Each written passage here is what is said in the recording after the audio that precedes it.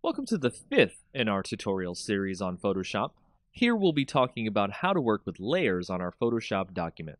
What are layers? Simply put, layers are the way how we can organize our image easily and smartly.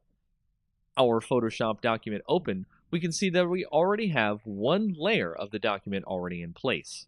Over here on the right is our layer setup, and you can see how many layers we have. One. The hierarchy of layers, meaning how they are stacked in a certain way, and if they're grouped, which they are not. So, to create a new layer, all you have to do is click the button at the bottom of the layer window that looks like a new page being turned, or hit Shift Control N at the same time. You can also click the layer drop down in the top and select New Layer from there. I personally like the Layer button as it's easy to click and go. After this, you can see that we've added a second layer that is blank to our layer list. The new layer has now become the top layer, which is what will display over the image we have already. In this way, you can draw or stack images so you get exactly what you want out of the document.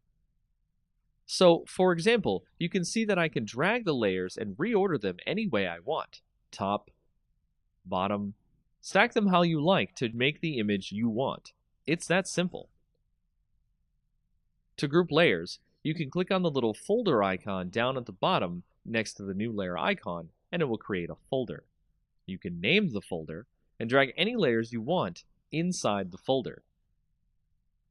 Doing this will allow you to do many interesting things, including apply effects to the entire group and more.